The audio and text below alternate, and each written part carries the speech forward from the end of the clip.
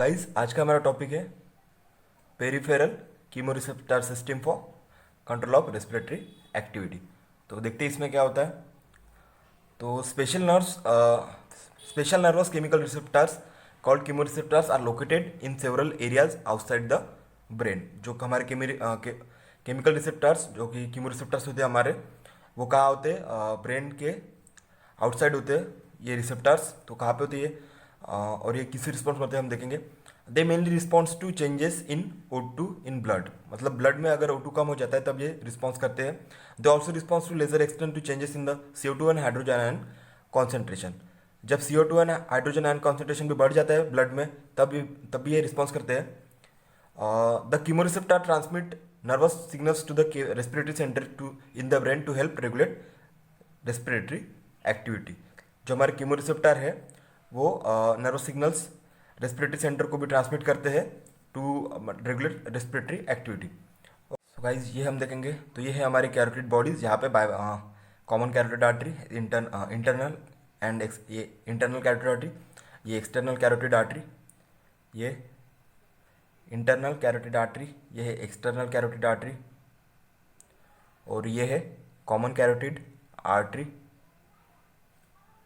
Internal carotid artery, external carotid artery, और ये है कॉमन कैरोटिड आर्टरी। और ये है हमारी कैरोटिड बॉडी। तो ये किस नर्व से ट्रांसफर करती है? हियरिंग नर्व पहले ट्रांसफर करती है किसको? Glossopharyngeal nerve, and glossopharyngeal nerve finally transfer करती है मेडुलरी एरिया ऑफ ब्रेन। और ये जो हमारे ऑर्टिक बॉडीज जो कि होती है आर्च ऑफ ऑरोटा के ऊपर, तो वो किससे ट्रांसफर करते हैं? Vagus nerve to where dorsal medullary, मतलब ब्रेन की तरफ। ओके, तो ब्रेन की तरफ मतलब कहा? डॉर्सल मेडुलरी रेस्पिरेटरी एरिया की तरफ। तो ये हो गया हमारा, मतलब ये डायग्राम सिंपली एक्सप्लेन करती है कि ये रिसेप्टर कैसे, मतलब उनकी लेआउट कैसा है उनका। ओके, सो हम देखेंगे यहाँ पे कीमोरिसेप्टर्स कहाँ पे मिलते हैं। Most of the chemoreceptors are in carotid bodies, fewer of them also in aortic bodies. तो ये कैरोटिड बॉडीज में मिलते हैं और कहाँ पे मिलते हैं? ऑर्टिक बॉडीज में। Few are located elsewhere in associated with the thoracic and abdominal arteries. Thoracic and abdominal arteries में भी ये chemoreceptors होते हैं। Carotid body is located bilaterally in a bifurcation of common carotid artery. They are afferent nerve fibers passes through hearing nerve to glossopharyngeal nerve and then to dorsal respiratory area of medulla. तो ये है हमारा, ये carotid bodies कहाँ पे होती है? जो कॉमन कैरोटिड का जो बाइफर्केशन होता है उसके बाइफर्केशन में होते हैं। जैसे यहाँ पे ये कैरोटिड बॉडीज, ये कॉमन कैरोटिड आर्टरी, ये इंटरनल एक्सटर्नल। तो यहाँ पे जो बाइफर्केशन होते हैं, बाइफर्केशन होता है वहाँ पे कैरोटिड बॉडीज होती है। तो ये ट्रांसमिट पहले हीरिंग नर्व से होती है कहाँ पे? To glossopharyngeal nerve and then glossopharyngeal nerve से dorsal respiratory centre of medulla. तो ये हो गया हमारा उसका ट्रैक। और नेक्स्ट हम देखेंगे, ये हो गया कैरोटिड बॉडीज़ के हमारे रिसेप्टर की कहानी। अब देखेंगे हम ऑर्टिक बॉडीज़ के क्या होता है। Aortic body is located along the arch of aorta. Afferent nerve fiber pass through vagi also to the dorsal medullary respiratory area. तो वैगस नर्व यहाँ पे ट्रांसफर करती है सिग्नल। ओके, तो ये हो गया हमारा ऑर्टिक बॉडीज। इसकी सो गाइस नेक्स्ट हम देखेंगे chemoreceptor bodies receive their own special blood supply. जो कीमोरिसेप्टर्स होते हैं उनका own blood special blood supply होता है वहाँ पे। देखेंगे वो कैसे होता है।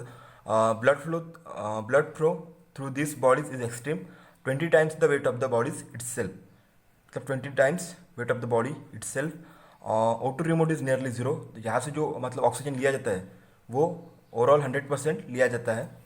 Chemoreceptor are expose to all time to the arterial blood and not venous blood. तो यहाँ पे जो है कीमोरिसेप्टर्स ये आर्टेरियल ब्लड के इसमें होते हैं, कॉन्टैक्ट में होते हैं, ना कि वेनस ब्लड के। Their PO2 values are values of arterial PO2। तो उनकी जो PO2 वैल्यू होती है, पार्शियल प्रेशर ऑफ O2, उनका जो होता है वही होता है जो आर्टेरियल ब्लड का होता है। सो गाइस देखेंगे हम decrease arterial oxygen stimulate chemoreceptor. जब arterial oxygen PO2 of artery का ब्लड का PO2 कम हो जाता है पार्शियल प्रेशर, तब क्या होता है? वो स्टिमुलेट करते हैं कीमोरिसेप्टर्स को। तो देखेंगे कैसे वर्क करता है। O2 concentration in artery blood fall below normal strongly stimulate chemo receptor. जब आर्टेरियल ऑक्सीजन कॉन्सेंट्रेशन गिर जाता है आर्टेरियल ब्लड का, तो स्टिमुलेट करते हैं किसको, कीमो रिसेप्टर को। Impulse rate is sensitive to changes in arterial PO2 in range of 60 down to 30 mmHg। जब PO2 range 60 to down to 30 mmHg मतलब 60 से 30 तक गिर जाता है, तब क्यों कीमो रिसेप्टर स्टिमुलेट होते हैं। अ range in which haemoglobin saturation of O2 decreases rapidly. यही वो रेंज है जहाँ पे हीमोग्लोबिन सैचुरेशन कम होता जाता है। नेक्स्ट हम देखेंगे increase carbon dioxide and hydrogen ion concentration stimulate chemo receptor. Carbon dioxide का कॉन्सेंट्रेशन बढ़ने से और हाइड्रोजन आयन कॉन्सेंट्रेशन बढ़ने से कीमो रिसेप्टर स्टिमुलेट होते हैं। Excess chemo receptor in this indirectly increase respiratory activity. Direct effect of this both of this factors on respiratory centre is much powerful. Direct effect मतलब जो हमारे दो factor कौन से, हमारे कार्बन डाइऑक्साइड एंड हाइड्रोजन, वो डायरेक्ट इफेक्ट अगर hydrogen and carbon dioxide direct effect जो रेस्पिरेटरी सेंटर पे करते हैं वो मच पावरफुल होता है। किससे, मतलब mediated the effect mediated through chemo receptor से ऑल अबाउट 7 टाइम्स ज़्यादा पावरफुल होता है ये। मतलब डायरेक्ट ये ना कीमो रिसेप्टर को इफेक्ट करने से पहले वो डायरेक्ट जाके रेस्पिरेटरी सेंटर को ही इफेक्ट कर देते हैं। नेक्स्ट है stimulation by way of the peripheral chemo receptor occur as much as 5 times as rapidly as central stimulation. तो जो पेरिफेरल कीमो रिसेप्टर्स का स्टिमुलेशन है वो 5 टाइम्स ज़्यादा फास्टर होता है किससे, सेंट्रल स्टिमुलेशन से।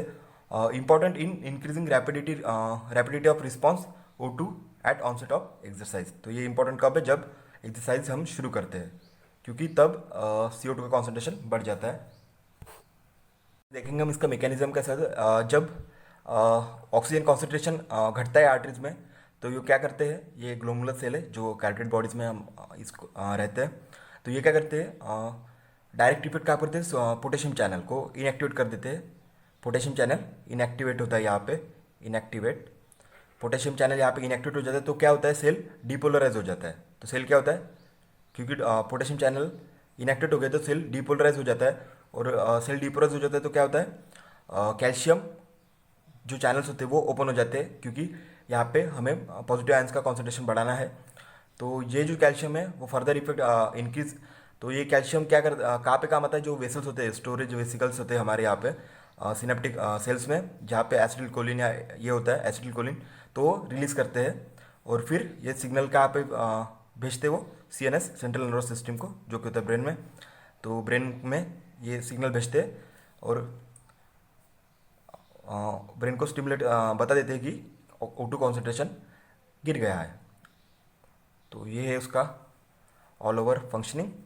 तो ये जो है ग्लोमुलस सेल, ये होते हैं हमारे कैरोटिड बॉडी में, कैरोटिड बॉडीज़ में ये होते हैं ग्लोमुलस सेल्स। तो ये होगा मैकेनिज्म ऑफ एक्शन। तो कैरोटिड बॉडीज़ जो होते हैं हमें होते हैं glandular like cells called glomus cells. हमने देखे थे अभी। ग्लोमस सेल्स है O2 सेंसिटिव पोटेशियम चैनल। उनके पास क्या होता है, O2 sensitive potassium channels. When PO2 decreases potassium channel inactivates, potassium channel inactivate हो जाते हैं, causes cell depolarise, cell depolarise हो जाते हैं उसकी वजह से। Open voltage gated calcium channel open हो जाते हैं और increase intracellular calcium ion concentration, intracellular calcium ion बढ़ जाता है एंड रिलीज न्यूरोट्रांसमीटर डोपामाइन और एसिटिल कोलिन ड्यूरिंग हाइपोक्सिया।